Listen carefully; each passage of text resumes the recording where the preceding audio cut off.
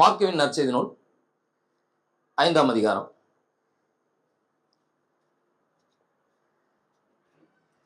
Mark 5:26 நம்ம வாசிப்போம். யாராவது வாசிங்க, இல்லை நானே வாசிக்கிறேன், ரெக்கார்டிங் போடுறதுனால. 25 அப்பொழுது 12 வருஷமாய் பெரும்பாடுள்ள ஒரு ஸ்திரீ அநேக வைத்தியர்களால் மிகவும் வருத்தப்பட்டு தனக்கு உண்டானவைகளை எல்லாம் செலவழித்தும் சற்றாகிலும் குணமடையாமல் அதிக வருத்தப்படுகிற பொழுது இயேசுவை குறித்து கேள்விப்பட்டு, நான் அவருடைய வஸ்திரங்களை ஆகிலும் தொட்டால் சொஸ்தமாவேன் என்று சொல்லி ஜனக்கூட்டத்துக்குள்ளே அவருக்கு பின்னாக வந்து அவருடைய வஸ்திரத்தை தொட்டாள். உடனே அவளுடைய உதிரத்தின் ஊறல் நின்று போயிற்று. அந்த வேதனை நீங்கி ஆரோக்கியம் அடைந்ததை அவள் தன் சரீரத்தில் உணர்ந்தாள்.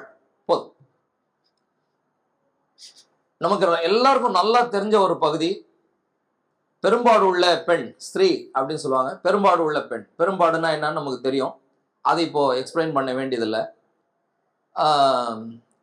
இதுலயுமே ஒரு மிக முக்கியமான ஒரு வார்த்தை இருக்கிறது. அந்த வார்த்தையின் அடிப்படையில் தான் நாம் இன்றைய தியானத்தை நகர்த்த இருக்கிறோம். என்ன வார்த்தைன்னு சொன்னா, 27ஆம் வசனத்துல இயேசுவை குறித்து கேள்விப்பட்டு, இந்த கேள்விப்பட்டு அப்படிங்கிற வார்த்தை ரொம்ப முக்கியமான ஒரு வார்த்தை. எப்ப கேள்விப்பட்டாங்க, அந்த கேள்விப்பட்டது என்ன கேள்விப்பட்டாங்க, இதுதான் செய்தி. அவங்க ஏதோ ஒன்று கேள்விப்படுறாங்களே, ஒரு செய்தியை அவங்க என்ன பண்றாங்க, கேள்விப்படுறாங்க. அதை பத்தி தான் இன்றைக்கு நம்ம பார்க்க போறோம். அதுக்கு முன்னால இந்த விஷயத்தை நம்ம ஓரளவுக்கு ரீகால் பண்ணிடுவோம். 12 வருஷமா அவங்களுக்கு உதிர ஊரல் இருந்துட்டு இருக்கு. ரொம்ப பெருமுயற்சிகள்லாம் எடுக்கிறாங்க. இந்த 26ஆம் வசனத்துல அநேக வைத்தியர்களால் மிகவும் வருத்தப்பட்டு, அதாவது சஃபர். அதே வசனத்தினுடைய அடுத்த ஒரு வருத்தப்படுகிற பொழுது அப்படின்னா வர்ஸ், அவங்க ரொம்ப துன்பப்பட்டாங்க. நாளுக்கு நாள் என்ன ஆச்சுன்னு சொன்னா, துன்பம், வருத்தம் வருஷாகிட்டே வருது. இன்னும் டெவலப் ஆகிட்டு தான் வருதே தவிர எந்த கொஞ்சம் அளவு கூட குறைஞ்ச மாதிரி இல்லை.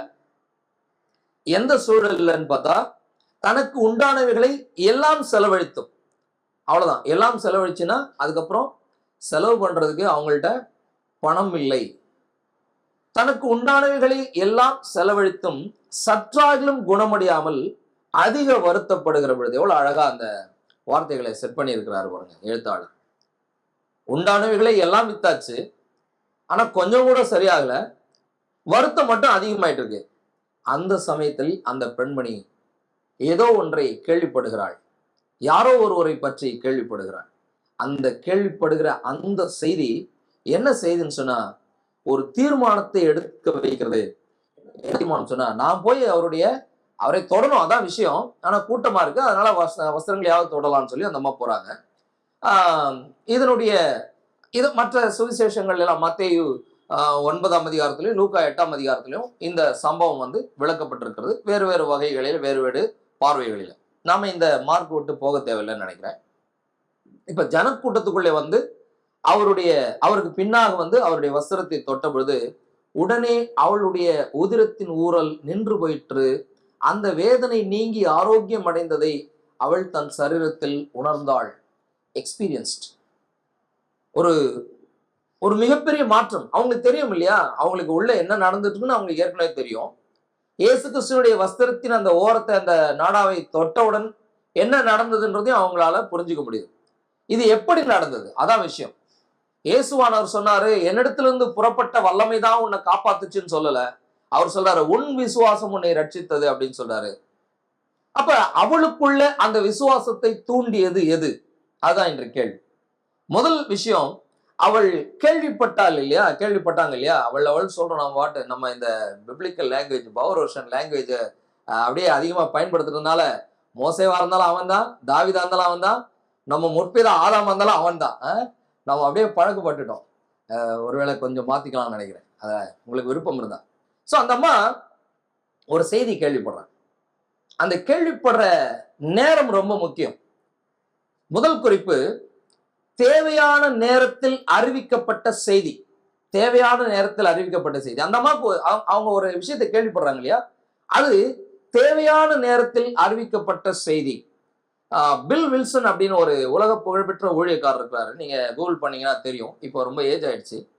90ஸ்ல அவருடைய புக் ஒன்று வெளிவந்தது, 95ன்னு நினைக்கிறேன். இது யாருடைய குழந்தை, ஹூஸ் சைல்டு இஸ் திஸ் அப்படின்னு ஒரு புக். செம்மையா இருக்கு. நான் அந்த புக்ல சில புத்தகங்களுக்கு மட்டும் நான் குறிப்பு எழுதி வச்சிருப்பேன். கண்ணீர் சிந்தாம உங்களால இந்த புக்கை படிக்கவே முடியாது. நான் பலமுறை அந்த புத்தகத்தை படிச்சிருக்கேன். ஒவ்வொரு முறையும் அழுதுகிட்டே தான் படிப்பேன். அதான் அழுவுறமே, ஏன் அதை படிக்கணும் அப்படின்னா, அது மீண்டும் மீண்டும் படிக்க தூண்டும். இப்பொழுது அந்த புத்தகத்தை ஒரு சகோதரியின் இடத்துல கொடுத்துருக்கு. திருப்பி வந்தாலும் வேற யாருக்காவது கொடுப்பேன். நான் படித்தது மட்டும் இல்லாமல் அவன் மற்றவங்களுக்கும் கொடுப்பேன்.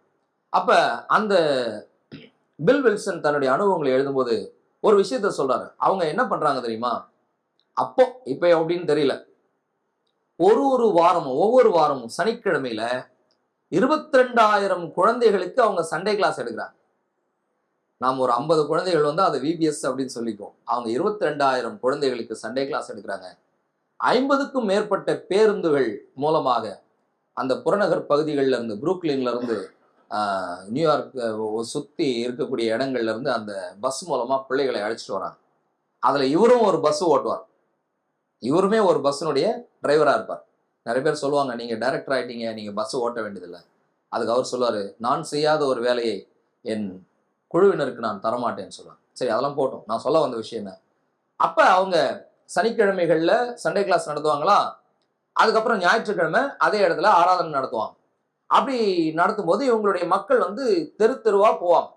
அவர் எழுதுவாரு, எங்களை நீங்க டிவியில பார்க்க முடியாது, நியூஸ் பேப்பர்ல பார்க்க முடியாது, ஆனா உங்க தெருவில் எங்களை பார்க்க முடியும் அப்படின்னு எழுதுவாங்க. அதுதான் எங்களுடைய களப்பணி. இப்ப அவங்களுடைய ஒரு சிம்பல்லாம் போட்டு வச்சிருப்பாங்க, அதனால அவங்க ஸ்டாஃப்னு தெரியும்.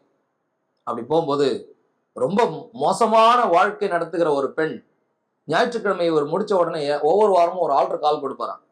ஞாயிற்றுக்கிழமை முடிச்ச உடனே அந்த அம்மா முன்னாடி வருது. அந்த அம்மா முன்னாடி வரும்போது பார்த்தா இவருக்கே ஒரு மாதிரி, ஐயோ இந்த பொம்பளையா அப்படின்ற மாதிரி ஒரு சிந்தனை வந்து, அப்புறம் அவங்கள்ட்ட தனியா பேசும்போது, நீங்க எப்படி ரட்சிக்கப்பட்டீங்க அப்படின்னு. இல்ல, போன வாரம் உங்க ஸ்டாஃப் ஒருத்தர் வந்து இந்த மாதிரி சொன்னாரு.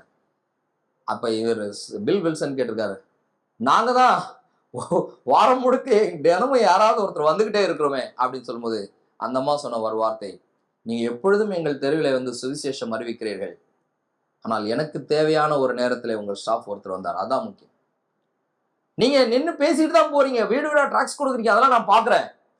அப்ப எனக்கு தேவைப்படல, ஆனால் எனக்கு ஒரு நாள் செய்தி தேவைப்பட்டது பாருங்க, அப்பொழுது நான் அந்த செய்தியை ஏற்றுக்கொள்ளுகிறேன்.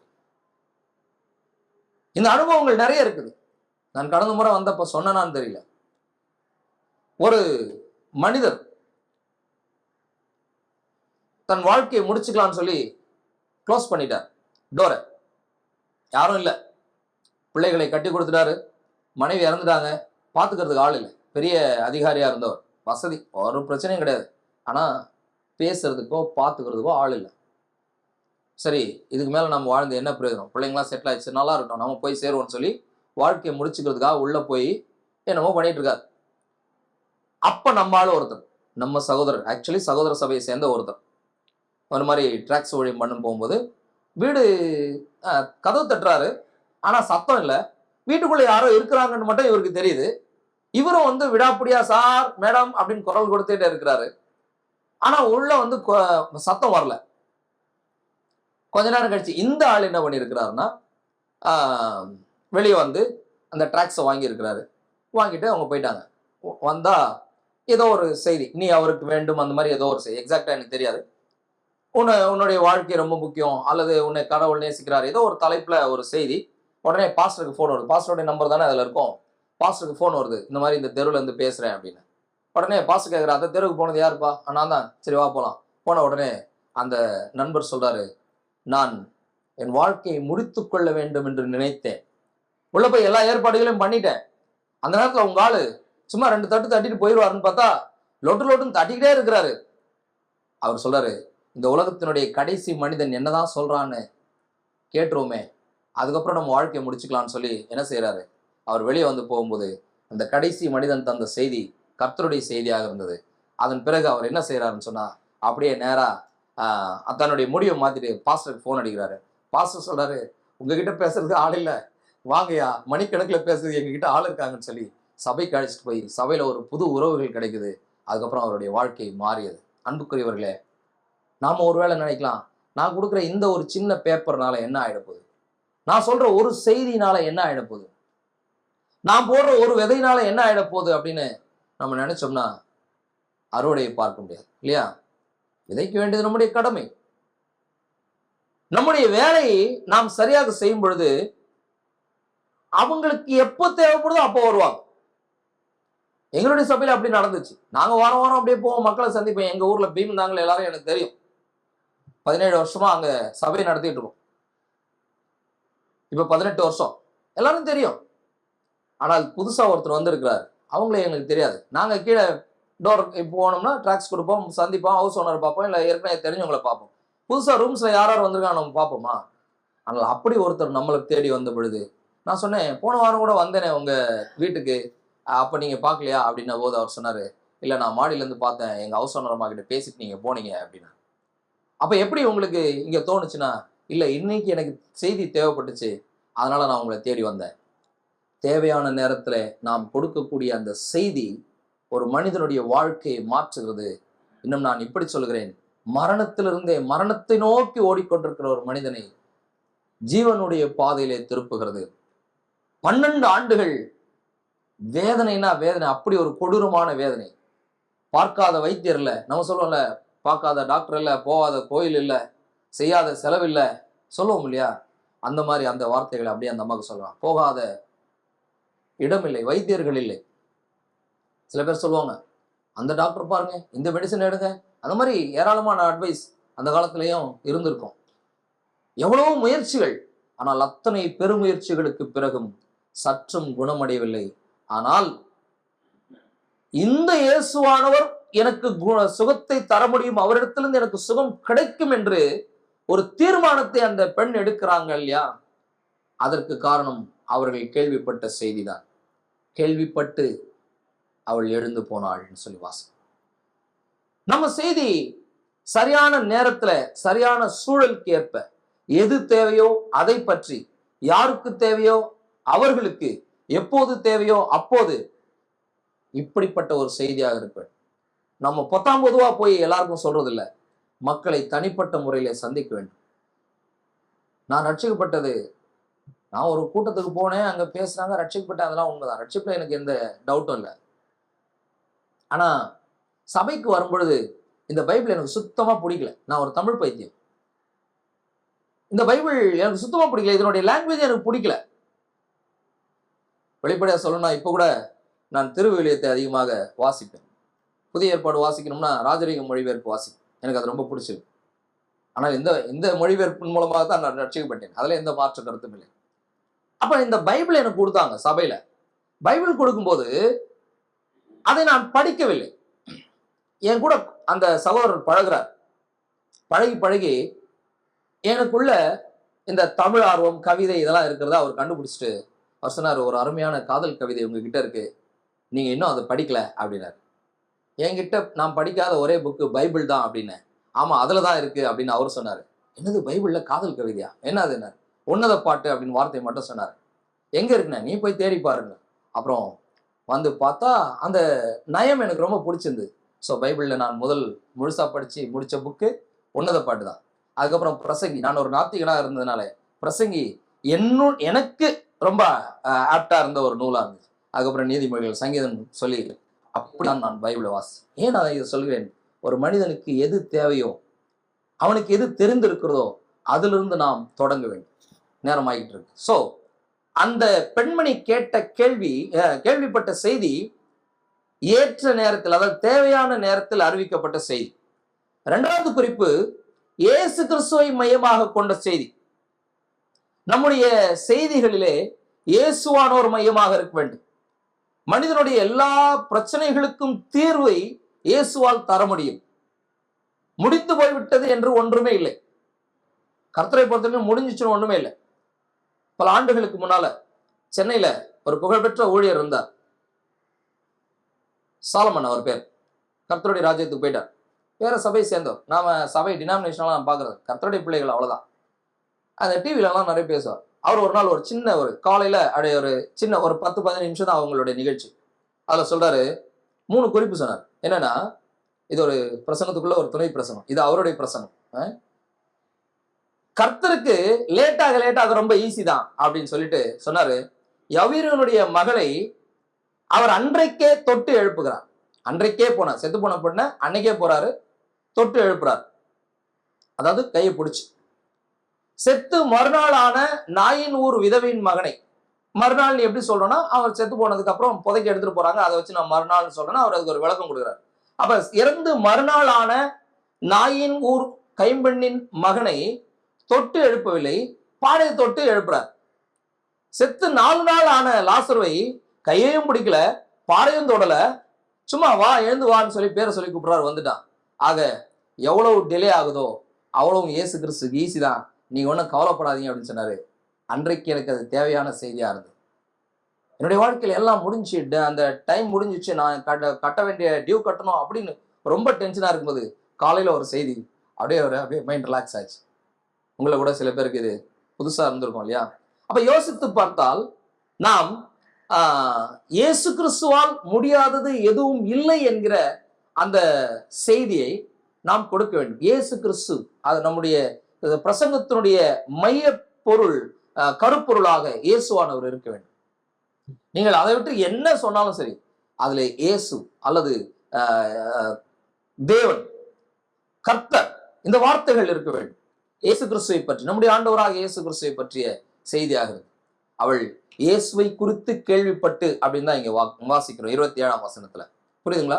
அப்போ அவங்க கேள்விப்பட்ட செய்தி சரியான நேரத்தில் கொடுக்கப்பட்ட செய்தி மட்டுமன்று, அது சரியான நபரை பற்றிய செய்தியாக இருக்கிறது. எந்த பிரச்சனையா இருந்தாலும் கிறிஸ்துவினிடத்திலே தீர்வு உண்டு என்கிற ஒரு செய்தி நமக்கு எல்லாருக்கும் தேவைப்படுகிற ஒரு செய்தி. மனிதர்கள் தீர்வை நோக்கி எங்கெங்கயோ ஓடிட்டு இருக்காங்க. வடக்குல இருக்கவங்க தெற்குக்கு வராங்க, தெற்குல இருக்கிறவங்க வடக்குக்கு போறாங்க, வெளிநாடுகளுக்கு போறாங்க, புனித பயணங்கள் போறாங்க. எருசலேம் புனித பயணம் போல கிறிஸ்தவர்கள் ஒரு பக்கம் கிளப்பிட்டாங்க. எல்லாம் புதுசு புதுசா வந்துட்டு இருக்கு. தீர்வு தேவைப்படுகிறது, ஆனால் தீர்வு இல்லை. ஏன்? அதெல்லாம் மதச்சடங்கு. நீங்க எருசலேம் புனித பயணம் போனா ஒருவேளை காசு தான் போறோம், ஒன்றும் தப்புலாம் நான் சொல்ல மாட்டேன், போய் பார்த்துருவாங்க. பட் அதனால ஒன்றும் பெருசா சாதிச்சிருவான் அப்படின்னா இல்லை. தம்மை நோக்கி கூப்பிடுகிற யாவருக்கும், உண்மையாய் தம்மை நோக்கி கூப்பிடுகிற யாவருக்கும் கர்த்தர் சமீபமா இருக்கிறார். அவரை ஏன் நம்ம தேடி போகணும்? அப்ப இயேசுவானவர் உன் சமீபத்தில் தான் இருக்கிறார் என்கிற அந்த செய்தியை நாம் கொடுக்க வேண்டும். சோ சரியான நேரத்திலே கொடுக்கப்பட்ட செய்தி மட்டுமல்ல, சரியான நபரை பற்றிய செய்தி. அது ஊழியர்களை பற்றிய செய்தி அல்ல. இப்ப நான் ஒரு ஊழியக்காரரை பத்தி சொன்னேன், ஆனால் ஊழியக்காரரை பற்றிய செய்தி அல்ல. அந்த ஊழியக்காரரை பயன்படுத்தின தெய்வத்தை நாம் பார்க்க வேண்டும்.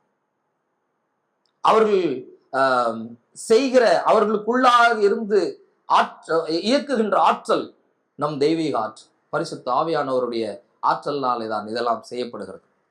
இதெல்லாம் எப்படி நடக்குது? மிராக்கிள்ஸ் எப்படி நடக்குது? அது ஆண்டவரால் நிகழ்த்தப்படுகிற ஒன்று, மனிதர்களால் அல்ல. அப்ப மனிதர்களை பற்றி அல்ல, தேவனை குறித்து நாம் சொல்ல வேண்டும். தீர்வு மனிதர்களிடத்துல அல்ல, மனிதர்கள் உதவி செய்யலாம். 4 பேர் தூக்கிட்டு வந்தாங்க இயேசு இடத்துல, 4 பேர் தான் அங்க தூக்கிட்டு வந்தாங்க. அப்பதான் அவர் பார்க்கிறாரு. அப்ப அந்த 4 பேர் முக்கியமா என்றால் அந்த 4 பேரும் முக்கியம்தான். ஆனால் தீர்வு யார் இடத்துல இருக்கிறது?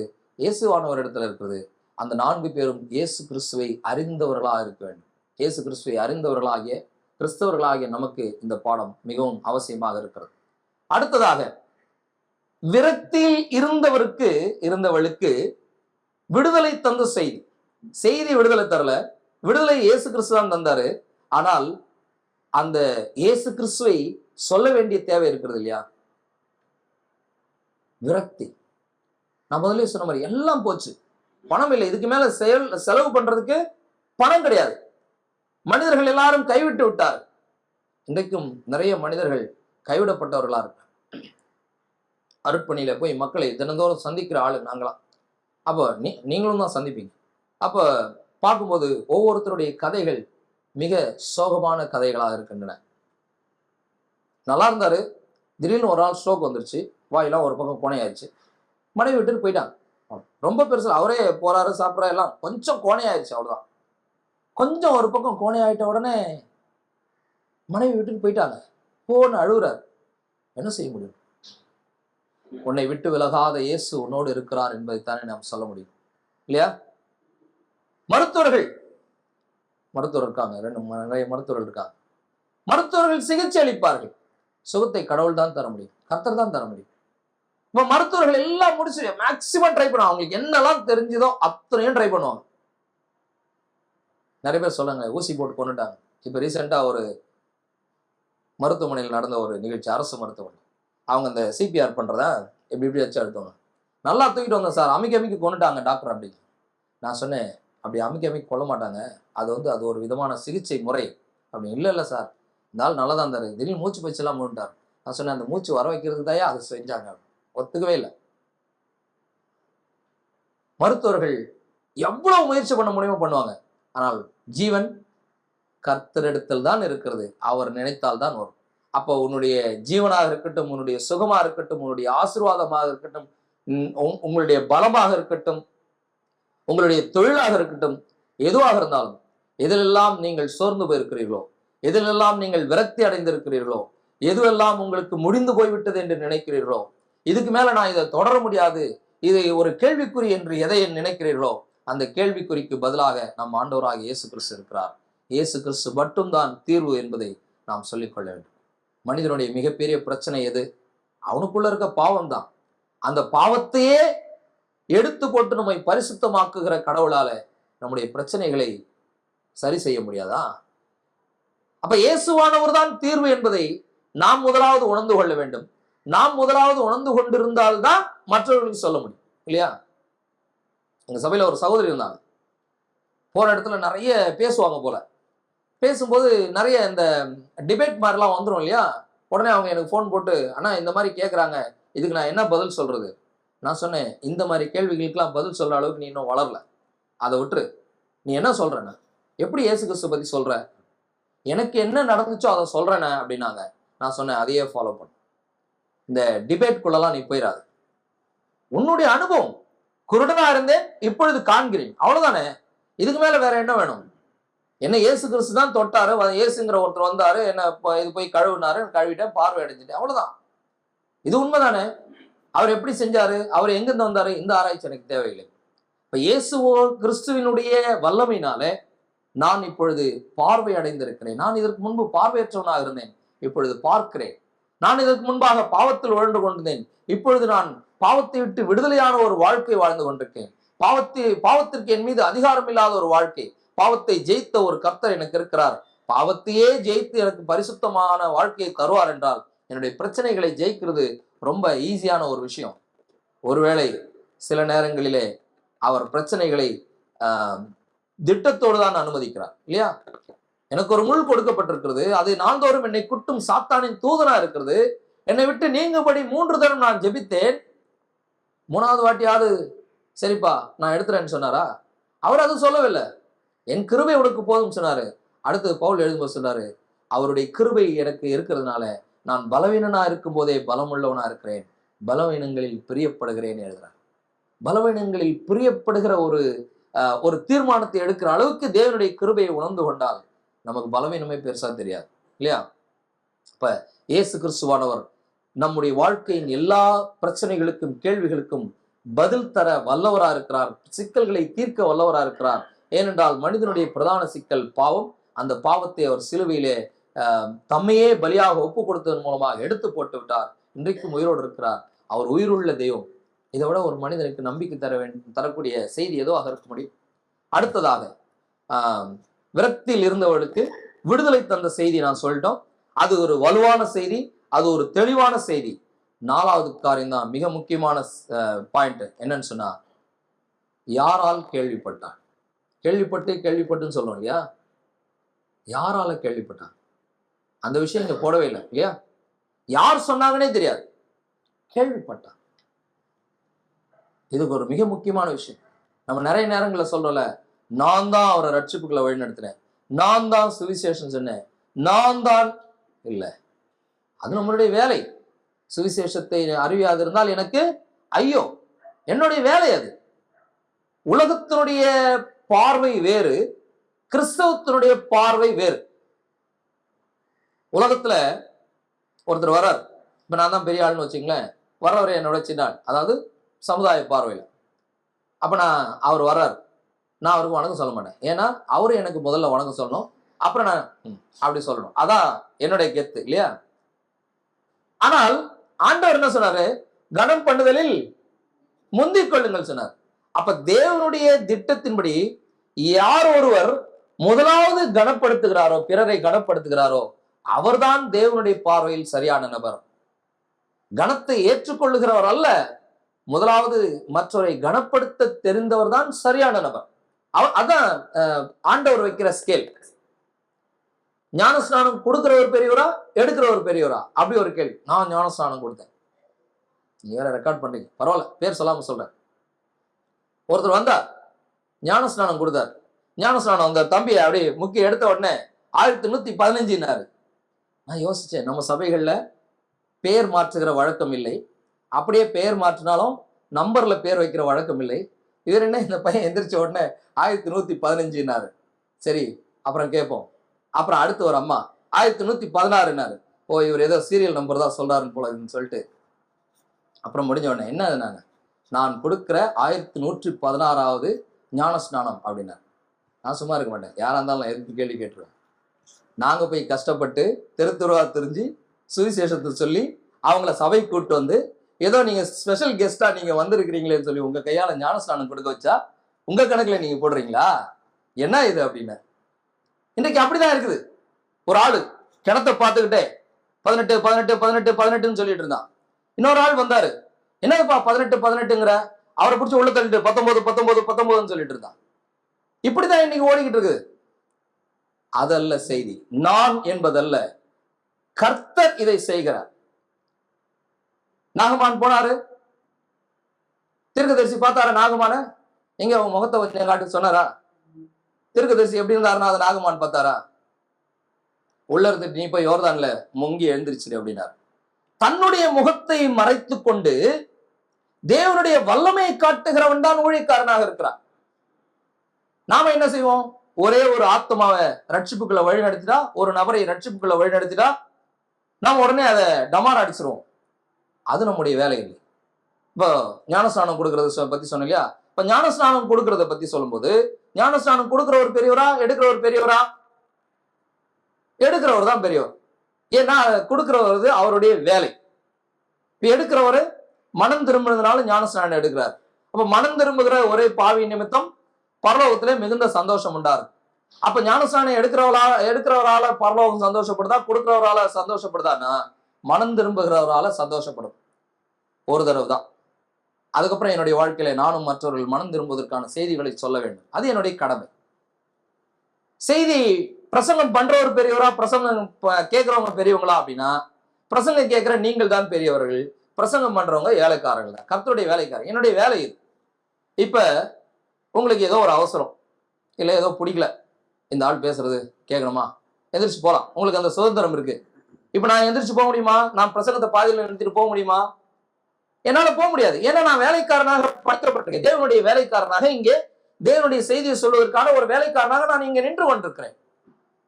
நீங்க வேலைக்காரர்கள் கிடையாது. இந்த சமயத்துல நீங்க உக்காந்துட்டு ஜம்முன்னு இருக்கலாம், கவனிக்கலாம், கவனிக்காம இருக்கலாம், பக்கத்துல பேசிக்கலாம், எந்திரிச்சு போகலாம், உங்க சுதந்திரம்.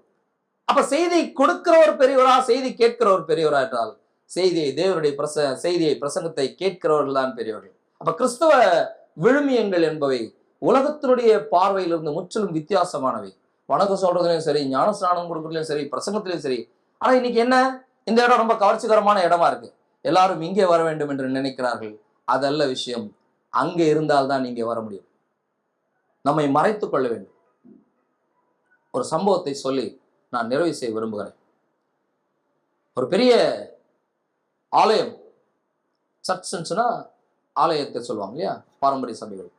நிறைய கதவுகளும் ஜன்னல்களும் இருக்கும். நிறைய கதவுகளும் ஜன்னல்களும் இருக்கும். அந்த சபை கட்டடத்தை, அதான் ஆலயம் சொன்னா புரிஞ்சுக்கோங்க, அந்த ஆலயத்தை பார்த்துக்கிறதுக்கு ஒரு கேர்டேக்கர் ஃபேமிலி இருக்கு. அந்த சபையில ஒரு சகோதரர் இருந்தார். நல்லா ஒழுங்கா ஜெபம் பண்ண தெரியாது, பாட்டும் பாட தெரியாது, ஆளும் பார்க்கறதுக்கு விரும்பத்தக்க ரூபம் அவருக்கு இல்லாது இருந்ததுன்ற மாதிரி தான் இருப்பாரு.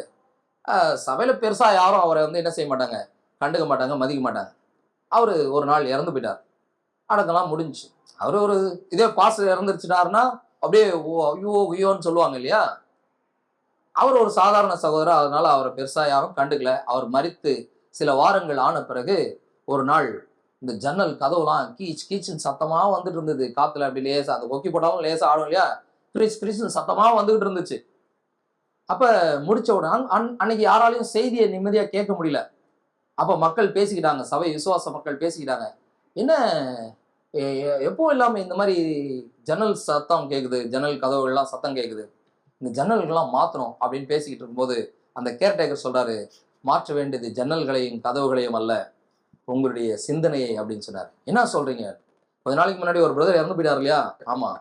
அவர் ஒவ்வொரு சனிக்கிழமையும் சாயந்தரம் வந்து இந்த ஜன்னல் கதவுகள் எல்லாம், கம்பிகள் எல்லாம், இந்த கண்ணாடிகள் எல்லாம் துடைத்து விட்டு அவரே வீட்டுல இருந்து கொண்டு வர்ற எண்ணெயை அந்த கீழ் எல்லாம் போட்டுட்டு இந்த சேரெல்லாம் தொடச்சிட்டு போவாரு. அவர் இறந்து போயிட்டாரு. இப்ப அதை செய்யறதுக்கு ஆள் இல்லை, அதனாலதான் இது சத்தமா இருக்கு அப்படின்னு சொல்லும்போது, இத்தனை ஆண்டுகள் அந்த மக்கள் நிம்மதியாக செய்தியை கேட்டதற்கு பின்னாலே ஒரு மறைவான ஒரு சகோதரனின், ஒரு எளிய சகோதரனின் வேலை ஒன்று இருக்கிறதோ, அர்ப்பணிப்பு இருக்கு இல்லையா? அவர் யாருக்கிட்டையாவது அதை சொன்னாரா? இல்ல, யாரோ ஒருவர் சொன்னார், யாரோ ஒருவர் செய்தார், யாரோ ஒருவரால் நாம் கேட்டோம். ஒரு டிராக்ஸ் நம்ம கையில கிடைக்கும், யாரோ ஒருவர் கொடுத்தது. எங்கேயோ ஒரு இடத்துல ஒரு வசனம் கேட்கும், இப்ப இது கூட ஒரு வேளை கேட்கும், யாரோ ஒருவர் பேசி, என்னுடைய முகத்தை யாரும் பார்க்க மாட்டாங்க. நம்மை மறைத்து கொண்டு தேவனை வெளிப்படுத்துகிற செய்தியாக இருக்க வேண்டும். நாம் கொடுக்கிற செய்தி நம்மை மறைத்து கொண்டு கிறிஸ்துவை மட்டும் ப்ரொஜெக்ட் பண்ணுகிற அல்லது அறிவிக்கிற அல்லது தெரிவிக்கிற ஒரு செய்தியாக இருக்க வேண்டும். சோ இப்படிப்பட்ட ஒரு செய்தியின் மூலம்தான் ஒரு பெண்மணி 12 ஆண்டுகள் தன் பெரும்பாடிலிருந்து விடுதலை பெற்றார்கள். இப்படிப்பட்ட ஒரு செய்தியின் மூலமாகத்தான் அந்த பெண்ணுக்குள் ஒரு விசுவாசம் வளர்ந்தது. இப்படிப்பட்ட ஒரு செய்தியின் மூலமாகத்தான் முடங்கி கிடந்த ஒரு பெண்மணி என்ன செய்யறாங்க? எழுந்து போறாங்க. இயேசு கிறிஸ்துவின் இடத்துல எழுந்து போறதுக்கு யாரோ ஒருவருடைய அர்ப்பணிப்பு தேவையா இருந்தது. அன்புக்குரியவர்களே, நாம் என்ன செய்து கொண்டோம்? நேரம் இல்லை, எனக்கு டூல்ஸ் இல்லை. பைபிள் டூல்ஸ்லாம் சொல்லி தருவார், டூல்ஸ்லாம் இல்லை. எதுக்கு டூல்ஸ்? அது நீங்க வேதத்தை நன்றாக அறிந்து வேதத்துக்குள்ள வளர்ந்து நீங்க ஒரு மற்றவர்களுக்கு போதிக்கணும், மற்ற தத்துவங்களோட பேசணும் அப்படின்னா டூல்ஸ் தேவைப்படும்.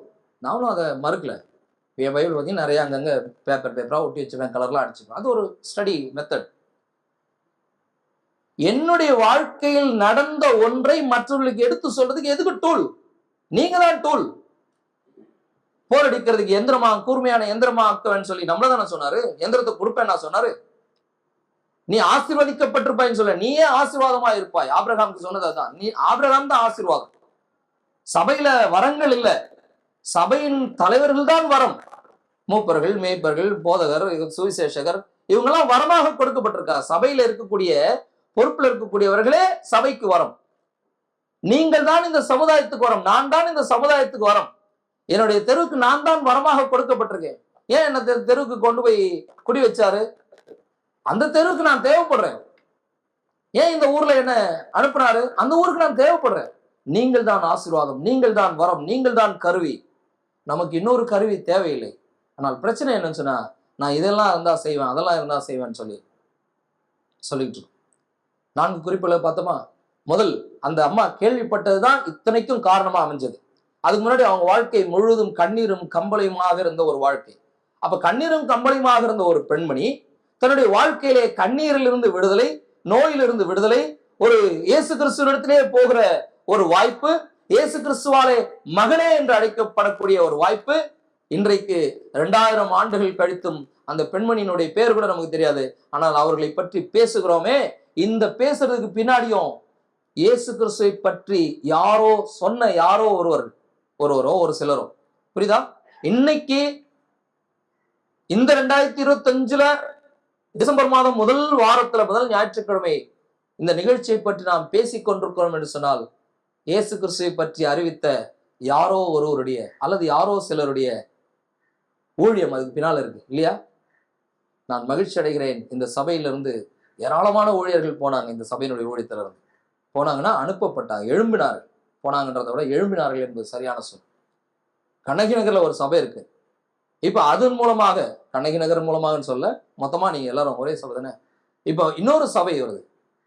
1000 பேருக்கு ஒரு சபை டார்கெட். சூப்பரா இருக்கு. 1000 பேருக்கு ஒரு டாக்டர், 1000 பேருக்கு ஒரு சபை. நல்ல விஷயம் தான், தேவைப்படுகிறது. எழுந்து போங்க. எழுந்து போறதுக்கு என்ன, ஒண்ணுமே இல்லை, அதிகபட்ச ஒரு சின்ன கரிசனை. அதுக்கு நமக்கு வேற ஒன்றும் தேவையில்லை. நான் ஒரு கதையை சொல்லி நான் முடிக்கிறேன். கதையை நான் ஏன் சொல்றேன்னா, கதை கிடையாது, இதெல்லாம் சம்பவங்கள், நிகழ்ந்த சம்பவங்கள். உங்களை போல நல்லா படிச்சவங்க, டீசெண்டான, நீங்களா சென்னை சிட்டி கைஸ் இல்லையா, நான் வந்து கிராமத்துல இருக்கு. எங்க மக்களுக்கு கதை கதையா சொன்னாதான் ஓரளவு புரியும். செய்தியை மறந்துட்டா கூட அந்த கதையை வச்சு அந்த செய்தி பாயிண்ட் ஞாபகம் வச்சுப்பாங்க. அதனால நியூயார்க்ல ஹார்லெம் அப்படிங்கிற ஒரு இடத்துல ஒரு 26வது மாடியில இருக்கிற ஒரு பையன், அவன் வந்து அந்த ஒரு ஹவுசிங் போர்டு மாதிரி அந்த காலத்திலேயே 90ஸ்லயே, இதுவும் அந்த இது யாருடைய குழந்தை என்ற புத்தகத்துல தான் இருக்கு.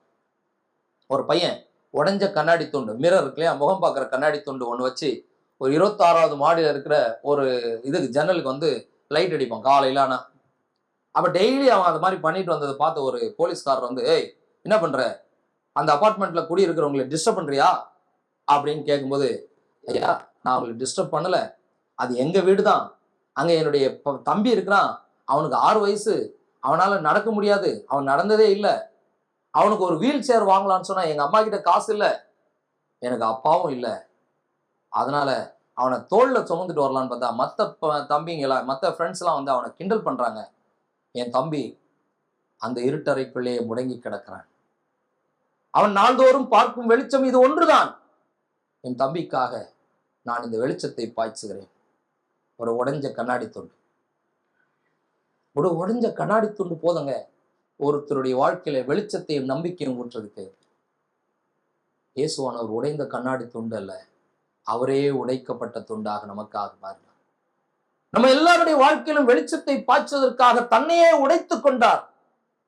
அதுல இருந்து ஒரு துண்டு எடுத்து நம்ம சொல்ல முடியாதா? நம்மள என்ன சிலுவையிலே அறையப்பட சொல்றோம்?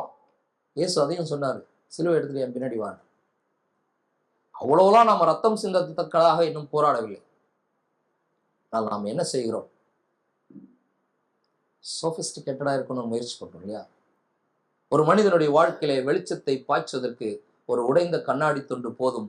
அன்புக்குரியவர்களே, இந்த செய்தியை கேட்ட பிறகு ஒருவேளை உங்களில் யாருக்கேனும் நானும் ஒரு உடைந்த கண்ணாடி துண்டு போல எதையாவது ஒன்றை எடுத்துக்கொள்வேன் என்று நீங்கள் முயற்சி செய்தீர்களானால் இந்த காலியான இருக்கைகள் நிரம்பும். அது கர்த்தருக்கு மகிமையா. இந்த சபை நிரம்பணும்லாம் நம்ம ஒன்றும் பிரச்சனை இல்லை. நானும் பொதுவாக அதை பற்றி கவலைப்படணும், கூட்டத்தை பற்றி நான் கவலைப்பட மாட்டேன். ஆனால் இங்கே இருக்கக்கூடிய ஒவ்வொரு இருக்கையும் நிரம்போது பரலோகத்திற்கான அக்கௌண்ட்ல நாம் கணக்கு நம்முடைய அக்கௌண்ட்ல சேர்க்கிறதாக அமையும்.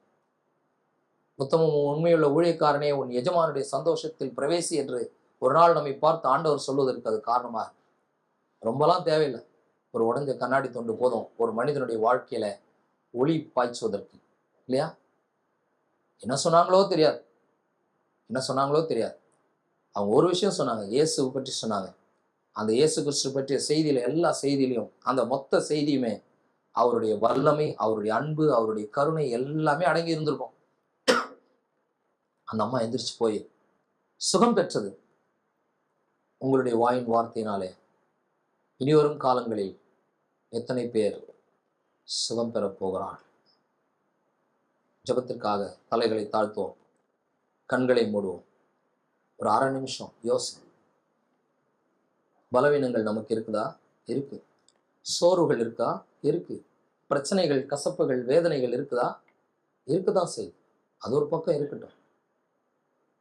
நம் உயிர் இருக்கிற வரை இந்த உலகத்துல இந்த பாடுகளும் உபத்திரவங்களும் நமக்கு இருக்கத்தான் செய்யும். போராட்டங்கள் இருக்கத்தான் செய்யும். ஆனால் இவற்றையெல்லாம் தாண்டி நாம் ஆண்டவருக்காக செயல்பட வேண்டியது இருக்கிறதே. என்ன செய்வோம்? நம்மை சுற்றி நடக்கிற விஷயங்கள்லாம் டிவிலையும் பேப்பர்லையும் பார்க்கிறோமா இல்லையா? உங்களுடைய பதில் எதுவாக இருக்க போகிறது? இப்படியே இருந்துட்டு போயிடும் பிரதர். அதுக்காக நம்மை தெரிந்து கொண்டார், அதுக்காக சிலுவையில நமக்காக ரத்தம் சிந்தினார்.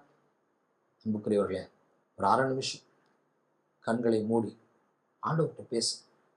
நீ என்ன வேணா பேசு. தீர்மானம் எடுங்க. ஒரே ஒரு சின்ன பையனால தன்னுடைய தம்பிக்கு தினந்தோறும் வெளிச்சத்தை பாய்ச்ச முடியும். ஒரு உடைஞ்ச கண்ணாடி துண்டு அவனுக்கு போதும்னு சொன்னா, நம்ம கிட்ட லேப்டாப் இருக்கு, கார் இருக்கு, வீடு இருக்கு, பைக் இருக்கு, படிப்பு, டிகிரிஸ் இருக்கு.